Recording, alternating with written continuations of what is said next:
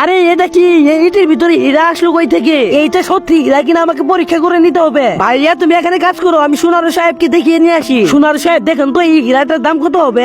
একদম এই হীরাটা কই পেলে? সোনার সাহেব আমি ইটের ভাটায় কাজ করি, আর ওই ইটের ভাটার ভিতরে এই হীরাটা পেয়েছি। ও তাহলে এই ব্যাপার, এটা অনেক টাকা পয়সার ব্যাপার। তুমি 3 দিন পরে আইসো, আমাকে এখন ইটের ভাটার মালিককে জানাতে হবে। আরে সাহেব একটা ঘটনা ঘটে গেছে, আপনার ইটের ভাটায় একটা লোক কাজ করতে করতে হীরা পেয়েছে। আরে এইসব তুমি কি বলতেছো? আচ্ছা আমি দেখতেছি। কিরে ফারুক, তুই বল আমার ইটের ভাটায় ডায়মন্ড পেয়েছি? হ্যাঁ মালিক পেয়েছি, আমাকে 3 লক্ষ টাকা দিলে এই ডায়মন্ডটা দিয়ে দিব আপনাকে। এই হীরাটা বিক্রি করলে তো আমি কোটিপতি হয়ে যাবো। এই নি তোর 3 লক্ষ টাকা। বন্ধুরা এরপর হলো এক আজব কাণ্ড, সেটা দেখার আগে এই যে এখানে প্লাস বাটনে চাপতে ফলো করে দাও প্লিজ, কারণ তোমাদের জন্য তো প্রতিদিন কষ্ট করে ভিডিও দিই। তোমরা যদি ফলো না করে তাহলে কেমন হবে? আর ভিডিওটি যদি ভালো লেগে থাকে তাহলে অবশ্যই একটি লাইক করে দিবে। আর যারা ফলো করে দিয়েছে তোমাদের সুন্দর নামটি কমেন্ট বক্সে লিখে যাবে। আরে সোনার সাহেব বলেন তো এই হীরাটার দাম কত হবে? আরে এটা তো একটা বাচ্চাদের খেলনার হীরা। আরে তুমি এসব কি বলতেছো? আমার 3 লক্ষ টাকা লস হয়ে গেল।